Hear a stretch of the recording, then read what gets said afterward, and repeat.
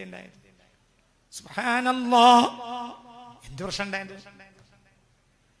എന്തൊരു മുഅ്മിനായ മനുഷ്യനൊന്നും പ്രശ്നമില്ല, വേറൊരാളെയും നമ്മൾ നോക്കേണ്ടതില്ല, ഒന്നും നോക്കേണ്ട. നമ്മൾ പണിയെടുക്കുക. എന്താ നമ്മൾ ചെയ്യേണ്ടത്? ഇസ്ലാം എന്നാൽ അൽ ഖുലുഖുൽ ഹസൻ, സൽസ്വഭാവം. നമ്മൾ സൽസ്വഭാവത്തോടുകൂടെ ജീവിച്ചാൽ തന്നെ എല്ലാവരും നമ്മളിലേക്ക് ഒഴുകി വരും. അല്ലാഹു തൗഫീഖ് തരട്ടെ. നമ്മൾക്ക് തീരെയില്ലാത്തത് സൽസ്വഭാവമാണ്. ഒരുമല്ല, സ്നേഹമില്ല, സൽസ്വഭാവം ഇല്ല. വഇന്നക ലഅലാ ഖുലുഖിൻ അളീം. ഇമാം മഹ്ദി വന്നാൽ അലാ ഖുലുഖിൻ നബിയിൽ മുസ്തഫ. അതായത് ഒരു നബിയുടെ ഫോട്ടോ സ്റ്റാറ്റ് ഖുലുഖിൽ നബിയെപ്പോലെ ആകാൻ ഒരാൾക്ക് കഴിയില്ല. ശബീഹും ബിഖൽഖിഹി വബിഖുലുഖിഹി. റസൂലുള്ളാഹിന്റെ ശരീരഘടനയാണ് റസൂലുള്ളാഹിയുടെ സ്വഭാവഘടനയാണ് ആര്? മഹ്ദി ഇമാം. എന്നാലോ യഥാർത്ഥ ശരീരഘടനയുമല്ല, യഥാർത്ഥ സ്വഭാവഘടനയുമല്ല. അങ്ങനെ ഒരാൾക്ക് കഴിയില്ല. എന്നാൽ പരമാവധി ഇപ്പൊ എല്ലാവരും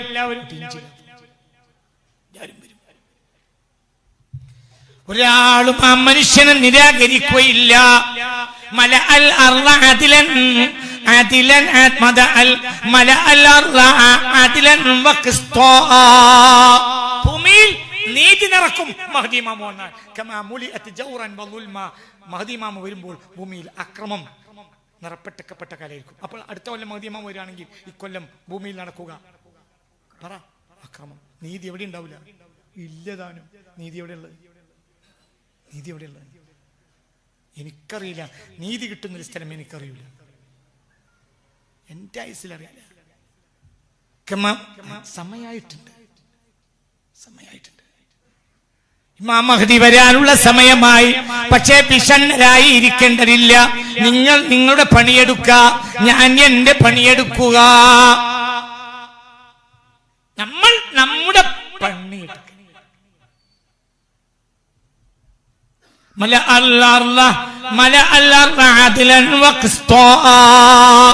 ഭൂമിയിൽ നീതി നടക്കും ഇമാമുൽ മഹ്ദി റളിയല്ലാഹു അൻഹു. അല്ലാഹു നമുക്ക് തൗഫീഖ് തരട്ടെ. നമ്മൾ നമ്മുടെ പരിധിയിൽ നീതി നിറക്കണം. നമ്മളെ മക്കൾക്കിടയിൽ നീതി ചെയ്യുക. നമ്മളൊരു സ്ഥാപനത്തിലുണ്ടെങ്കിൽ ആ കുട്ടികൾക്കിടയിൽ നീതി ചെയ്യുക. അതിൽ മുതലാളി തൊഴിലാളിയുടെ മക്കൾ എന്ന വ്യത്യാസമില്ലാതെ ചെയ്യുക. ഒരു മദ്രസയിൽ 100 രക്ഷിതാക്കൾ ഉണ്ടെങ്കിൽ അതിൽ മുതലാളി തൊഴിലാളിക്ക് 2 നിയമമാകരുത്. എല്ലാവർക്കും ഒരു നിയമം വെക്കുക. അപ്പൊ മഹ്ദി ഇമാം വരാനാവുമ്പോൾ നമ്മളിതിനെ പണിയെടുക്കുക. എന്നാ പരമാവധി നമ്മൾ ശാപത്തിന് ഒഴിവാകും. അല്ലാഹു തആല കാത്തുരക്ഷിക്കട്ടെ. വളരെ ചിന്തിക്കണം. ഇന്ന് സമൂഹത്തിൽ പണക്കാരൻ ചെയ്താൽ ഒരു നിയമവും പാവപ്പെട്ടവൻ ചെയ്താൽ വേറെ നിയമമാണ്. അത് ഞാൻ വിശദീകരിക്കുന്നില്ല. ഞാൻ പലവട്ടം വിശദീകരിച്ചിട്ടുണ്ട്. ഇനി ഞാൻ പറയുന്നില്ല. അതൊക്കെ ഒഴിവാക്കുക. മഹ്ദി ഇമാമിന് എന്താ ചെയ്യാനുള്ളത്? നിനക്ക് ചെയ്തുകൂടെ? നിനക്ക് നിന്റെ വീട്ടിൽ നീതി നടപ്പിലാക്കൂടെ? പറ. നാട്ടിലാകെ നീതി നടപ്പിലാക്കാൻ കഴിയില്ല. വീട്ടിൽ നീതി നടപ്പിലാക്കിക്കൂടെ? പറയും മനുഷ്യന്മാരെ. അത് പറ.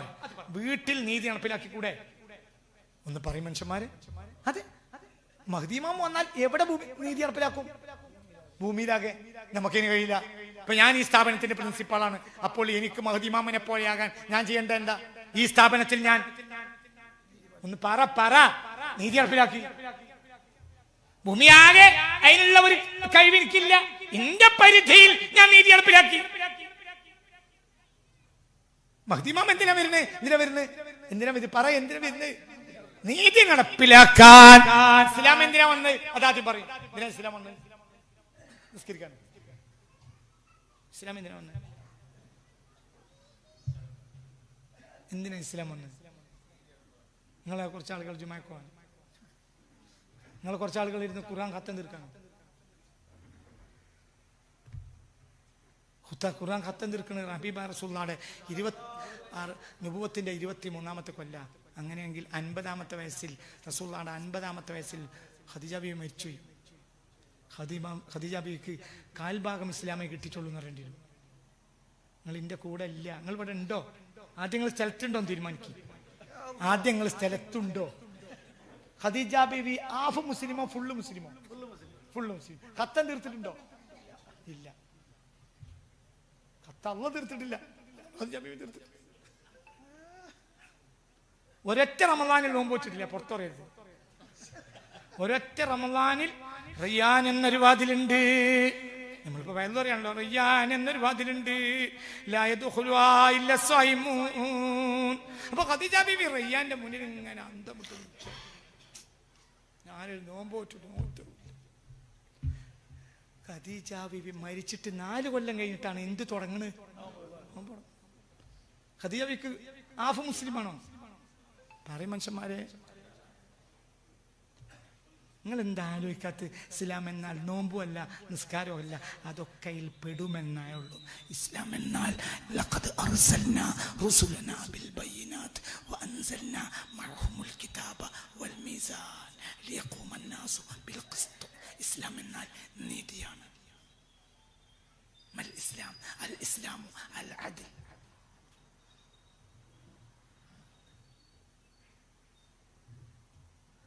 അർശിന്റെ തണൽ ലഭിക്കുന്ന ഏറ്റവും വലിയ ആള് ആലിമുൽ അല്ലാമയായ മുഫ്തി എന്നല്ല, പിന്നെന്താ? ഇമാമുൻ ആദിലുൻ, നീതി നടപ്പിലാക്കുന്ന ഭരണാധികാരി.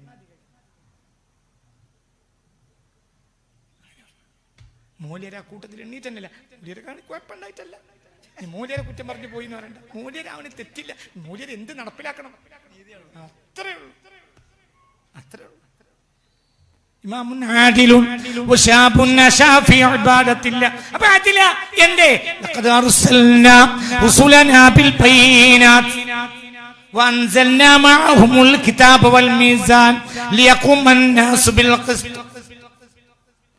لقد أرسلنا رسلنا بالبينات وأنزلنا معهم الكتاب والميزان ليقوم الناس بالقسط.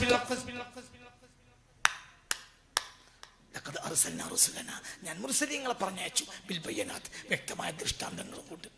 വഅൻസൽനാ മഅഹു, ഞാൻ മുർസലീങ്ങളോട് കൂടെ അയച്ചു, ഇറക്കി, അൽ കിതാബ, കിതാബും ഇറക്കി, വൽ മീസാൻ, മീസാനും ഇറക്കി. മീസാൻ എന്ന് പറഞ്ഞാൽ മീസാൻ അല്ല അവിടെ ഉദ്ദേശം.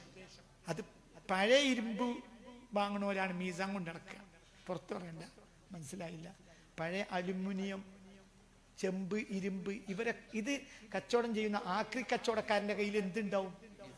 പറയും മനുഷ്യന്മാരെ, തുലാസ് ഉണ്ടാവും. കാരണം ഇത് ഏതെങ്കിലും പറയുന്ന പഴയ അലുമിനിയോ ചെമ്പോ ഇരുമ്പോ കിട്ടിയാൽ അയാൾക്ക് എന്ത് തൂക്കി പൈസ കൊടുക്കണം? അമ്പിയാക്കളെ അള്ളാഹു തആല പറഞ്ഞ അമ്പിയാക്കള് പഴയതെടുക്കാൻ വന്നവരല്ലല്ലോ. നിങ്ങൾ ഇവിടെ ഉണ്ടാ? ആയത്തൊന്നും കൂടി ഓടുക, പിടിച്ചിരുന്നോളി. لقد أرسلنا رسلنا بالبينات وأنزلنا معهم الكتاب والميزان. ഞാൻ അമ്പിയാക്കൾക്ക് കിതാബും ഇറക്കി കൊടുത്തിട്ടുണ്ട്, മീസാനും ഇറക്കി കൊടുത്തിട്ടുണ്ട്. എന്താ ഇതിനർത്ഥം? കിതാബൻ യഹ്തവൽ അദ്ൽ. ആ കിതാബിൽ ഉള്ളടങ്ങിയത് എന്താ? പറ. നീതി. എല്ലായിടത്തും അള്ളാഹുവിന്റെ പേര് ഇസ്മു ഫായിലാണ്. എന്നാൽ നീതി നടക്കുമ്പോൾ അള്ളാഹുവിന് മസ്ദർ, ക്രിയാധാതുവ. എല്ലായിടത്തും അള്ളാഹു റഹ്മാനാണ്, റഹീമാണ്, നാസിറാണ്, റഊഫാണ്. ഇവിടെ എത്തിയാൽ അദില, ആദിൽ, അള്ളാഹു നീതിയാ. എന്തേ? ഈ ലോകത്തെ ഏറ്റവും വിലയുള്ളതാണ് എന്ത്? നീതി. മനുഷ്യന്മാർക്ക് കിട്ടേണ്ടത് കഞ്ഞിയും ചോറുമല്ല. എന്താ കിട്ടേണ്ടത്? നീതിയാണ്. മനുഷ്യന്മാർക്ക് കിട്ടാത്തതും നീതിയാണ്. ഈ മഹ്ദി ഇമാം വരുന്നത് നീതി. മഹ്ദി ഇമാം അടുത്തെല്ലാം വരുന്നുണ്ടെങ്കിൽ വന്നോട്ടെ. ഞാൻ പറയുന്നത് വരില്ല തന്നെയാണ്, വരില്ല എന്നല്ല. നിങ്ങൾക്ക് തോന്നുന്നുണ്ടോ ഞാൻ വരില്ല എന്നറിയാൻ വന്ന ആളാണ്? അല്ല. ഞാനും മഹ്ദി ഇമാമും തമ്മിൽ കത്തിടപാടില്ല, അങ്ങനെയൊന്നുമില്ല. മഹ്ദി ഇമാമ ഞാൻ പറഞ്ഞോണ്ട് വരൂല്ല, ഞാൻ പറഞ്ഞോണ്ട് വരാതിരിക്കൂല. മഹ്ദി ഇമാമ വരുന്നോണ്ട് എനിക്കൊരു ലാഭമില്ല, നഷ്ടമില്ല. വന്നു, ഒന്നില്ല. എനിക്ക് വിഷയമില്ല. പണ്ട് ഞാൻ വിചാരിച്ചിരുന്നു മഹ്ദി ഇമാമ വരട്ടെയാണ്. ഇപ്പൊ ഞാൻ അങ്ങനെ വിചാരിക്കില്ല. മഹ്ദി ഇമാമ വരുന്ന മഹ്ദി ഇമാമിന്റെ പണിക്കാ, ഞാൻ വരുന്നത് എന്റെ പണിക്കാ. മഹ്ദി ഇമാമിന്റെ പണി ഭംഗിയായി എടുത്തതുകൊണ്ട് എനിക്ക് അള്ളാന്റെ അടുത്ത് കൂലി കിട്ടുമോ? ഒന്ന് പറയും മനുഷ്യന്മാരെ. മഹ്ദി ഇമാമിന്റെ പണി എടുത്തോണ്ട് എനിക്കെന്താ കാര്യം? ഞാൻ എന്റെ പണി എടുക്കണ്ടേ? മഹ്ദി ഇമാം ഉണ്ടായാലും ഇല്ലെങ്കിലും അല്ലാഹു സുബ്ഹാനഹു വ തആല പരിശുദ്ധ ദീനുൽ ഇസ്ലാം